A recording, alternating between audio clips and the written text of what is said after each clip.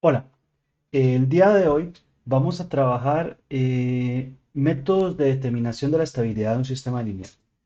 Ya nosotros vimos anteriormente que el signo de la parte real de los polos de la función de transferencia, es decir, los ceros de la ecuación característica, nos dicen a nosotros cuál es el estado de estabilidad del sistema, es decir, si un sistema es estable o no estable.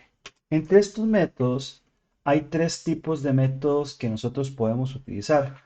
El primero es el criterio de Routh-Hurwitz y que es el que vamos a explorar en este video.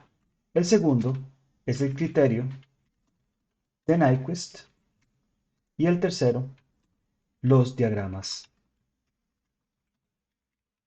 de Bode.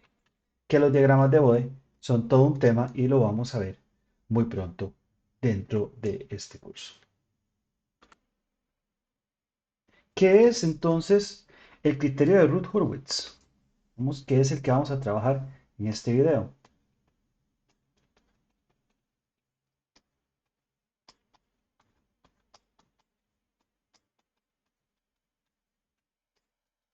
Resulta que el criterio de Routh-Hurwitz lo que nos permite a nosotros es determinar la localización de los ceros de un polinomio sin necesidad de calcularlos. Y cuando nosotros nos sirve determinar la localización de los ceros de un polinomio en una ecuación. Evidentemente, cuando nosotros tenemos la ecuación característica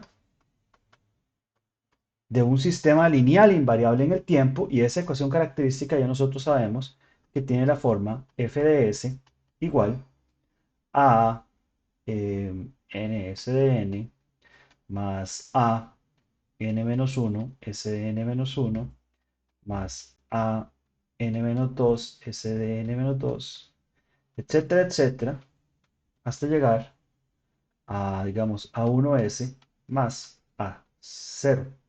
Nosotros sabemos, y ya lo discutimos en los videos anteriores, que si esta es la ecuación característica, que es el determinante de la función de transferencia, y si todos los ceros de la ecuación característica son negativos, el sistema es estable.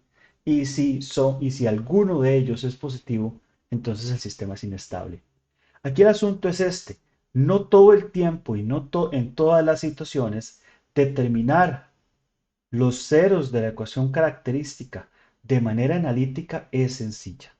Muchísimas veces tenemos que determinarlos a partir de coeficientes que pueden tener algún tipo de variabilidad o incluso ser completamente simbólicos. Entonces, el criterio de Routh-Hurwitz a nosotros nos permite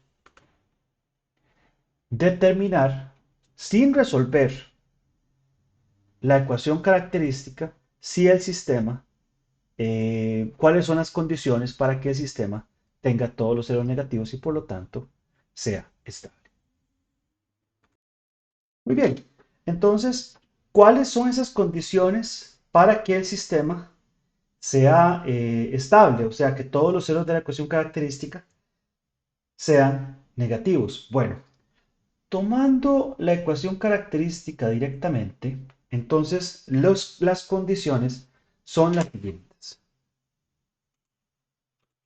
La primera condición es que todos los coeficientes de la ecuación característica tienen que tener el mismo signo. ¿Qué quiere decir esto? Quiere decir, por ejemplo, que en este caso, si AN es positivo, AN-1 tiene que ser positivo, AN-2 tiene que ser positivo, A1 y A0 todos tienen que ser positivos. Así que, por ejemplo, si fueran también negativos, si AN fuera negativo, todos los signos tendrían que ser negativos. Recuerden que la ecuación característica es esto igual a cero, ¿verdad? Entonces, si nosotros multiplicamos por menos 1 a todo lado, todos los signos positivos pueden ser todos los signos negativos y la ecuación característica puede tener exactamente la misma información. Entonces, es importante tomar en consideración que sean todos los signos positivos o sean todos los signos negativos de ecuación característica tienen la misma información. Y tienen los mismos tipos de ceros. Entonces, todos los coeficientes tienen que tener el mismo signo. Esto es importantísimo para como primera condición. ¿Cuál es la segunda condición? La segunda condición es que ningún coeficiente puede ser igual a cero. Es decir, por ejemplo, si nosotros tenemos una ecuación, qué sé yo, 5s a la 3 más s al cuadrado más s más 1, digamos, igual a cero, esta condición se cumple. Pero si, por ejemplo, nosotros tuviéramos una ecuación como 5s a la 2 más, no hubiera un s, sino que sería 5s a la 2 más 1 igual a cero, ahí tendríamos un problema porque no hay ningún coeficiente multiplicándose por s, ¿verdad? O qué sé yo, 4s a la 3 más s más 1 igual a cero. Nosotros no tenemos un coeficiente multiplicándose por s al cuadrado. Entonces, cualquiera de esas condiciones va a implicar que ya no se cumplan las condiciones y por lo tanto no se pueda garantizar que los ceros de la ecuación característica son negativos. ¿Cuál es la tercera condición? La tercera condición, que es una condición necesaria y suficiente, es una condición necesaria y suficiente además para que todas las raíces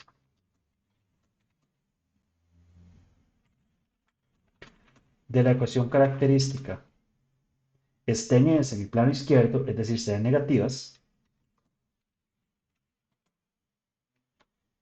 es que todos los determinantes de Hurwitz sean positivos o tengan el mismo signo.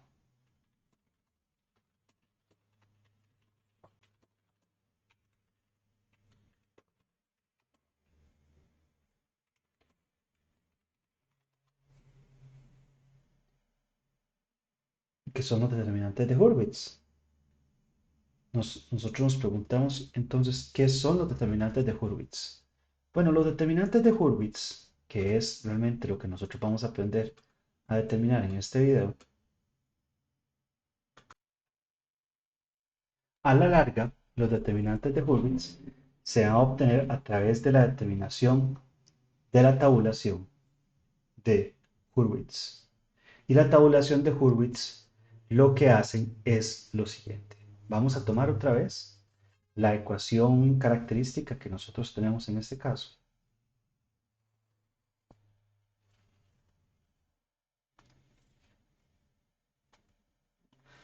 La copiamos y ahorita vamos a crear entonces la tabulación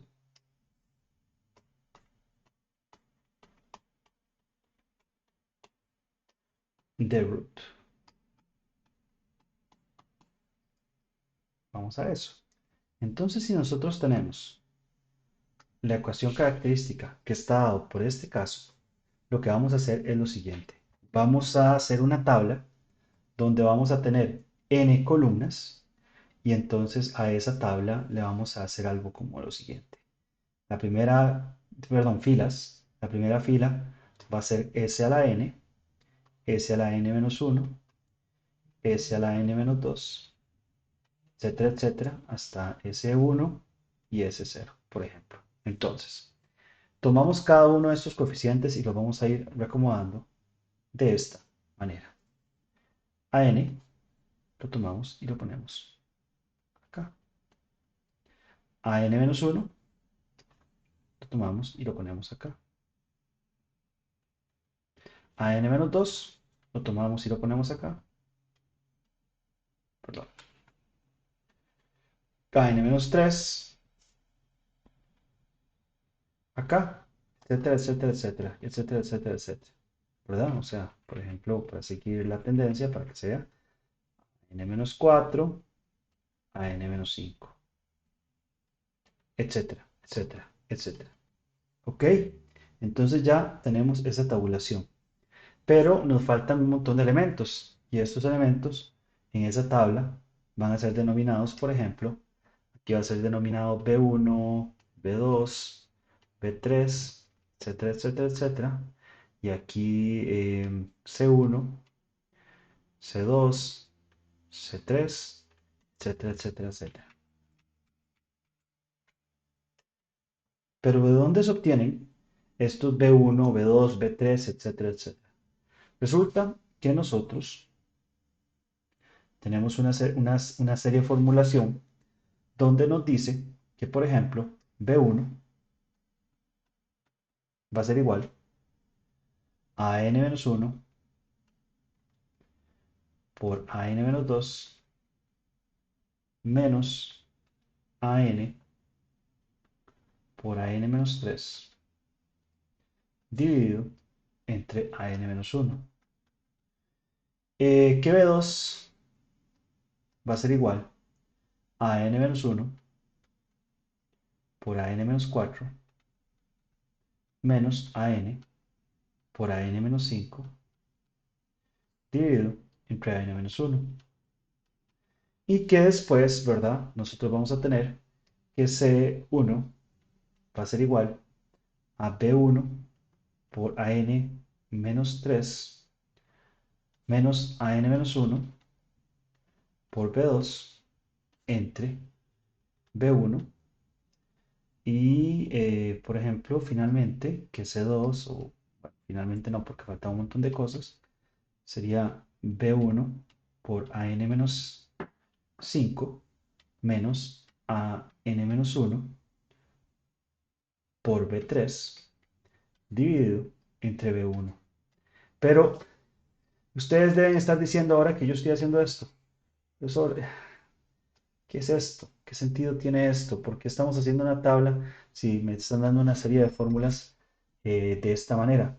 Pues resulta que viendo la tabla es mucho más fácil determinar cuáles son estas fórmulas que directamente determinando las fórmulas tal cual. Vamos a tomar otra vez esta tabulación y la vamos a utilizar de nuevo, de manera un poquito más amplia, para explicar cómo podemos obtener esas fórmulas, creo que no la agarré bien, cómo podemos obtener esas fórmulas de manera todavía más sencilla.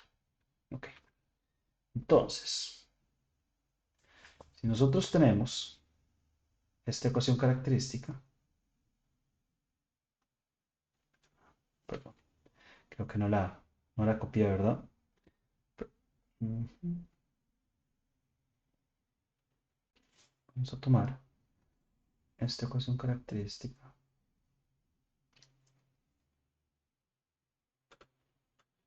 Vamos a pegar acá de nuevo para hacer una tabla un poquito más grande. Entonces, vamos a decir, hacerla así, un poquito más, que se vea un poquito más grande. Entonces, vamos a decir S a la n, S a la n menos 1, S a la n menos 2, S a la n menos 3, etcétera, etcétera, etcétera, hasta S1, S0. Bueno, entonces, aquí iría a n, a n-1, a n-2, a n-3, a n-4, a n-5, a n-6, a n-7, etcétera, etcétera, etcétera. Entonces, ¿cómo es que nosotros obtenemos los coeficientes de b? Resulta que lo que nosotros tenemos que hacer es agarrar estos cuatro valores. Y a esos cuatro valores nosotros le sacamos el menos determinante y lo dividimos entre este valor de acá. Vean esto. El valor del menos determinante sería, el determinante de esto sería esto por esto menos esto por esto, ¿verdad? Y el menos determinante sería entonces la multiplicación de esto por esto dividido entre menos esto por esto y luego lo dividimos entre esto. Entonces, el menos determinante de este valor sería menos determinante de an-2, an-1, an-3, dividido todo entre an-1. Esto sería igual a b1. Y así nosotros obtendríamos el valor de B1 que necesitamos acá. Ok, entonces ya he hecho el valor de B1. Digamos que ya nosotros obtuvimos ese valor de B1 que tenemos acá. Entonces ahora, ¿cómo obtenemos el valor de B2? Bueno, resulta que el valor de B2 tenemos que agarrar esta columna que está acá, que podríamos llamar de alguna manera columna pivote, podría ser, y agarramos esta otra columna que está acá y hacemos exactamente lo mismo. Le sacamos el menos determinante, que sería menos AN menos 4, o el signo menos, ¿verdad? Aquí, AN menos 5, perdón, AN menos 1, AN menos 5, dividido entre AN menos 1. Todo siempre dividido entre AN menos 1. Entonces eso nos quedaría como AN menos 1 por AN menos 4 menos AN por AN menos 5 dividido entre AN menos 1 para que nos dé B2, ¿verdad? Que eso, el B2 que nosotros obtuvimos acá, aquí está, y es exactamente lo mismo, ¿verdad? AN-1 por AN-4 menos AN por AN-5 dividido entre AN-1. Y así por el estilo, ¿verdad? Si nosotros quisiéramos obtener el B3,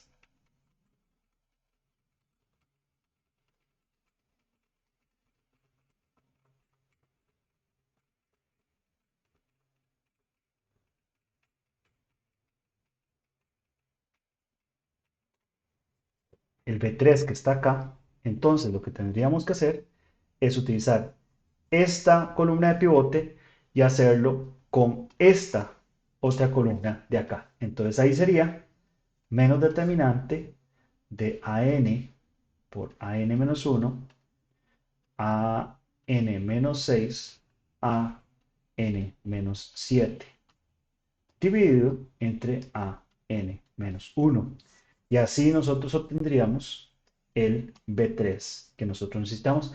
Y así por el estilo, y así por el estilo, yendo a esta columna, yendo a esta columna, y ahí seguimos, ¿verdad? Trabajando con cada una de las columnas, B3, B4, B5, etcétera, etcétera, según sea el caso de la cantidad de coeficientes que tenga ese polinomio. Entonces aquí habría un B4 y aquí, etcétera, etcétera, etcétera.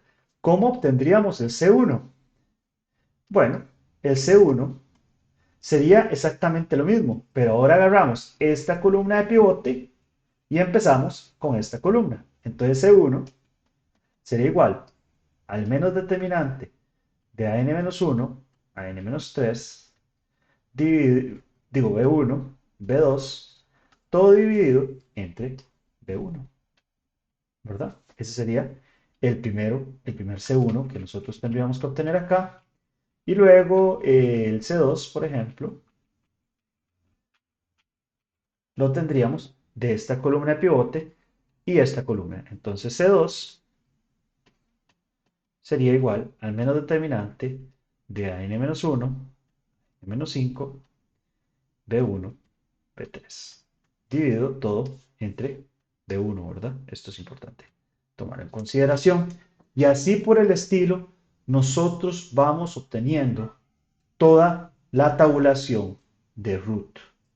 Cuando nosotros vamos obteniendo toda la tabulación de root, bueno, ustedes se preguntan, ok, ya obtuvimos toda la tabulación de root. ¿Qué implica esto?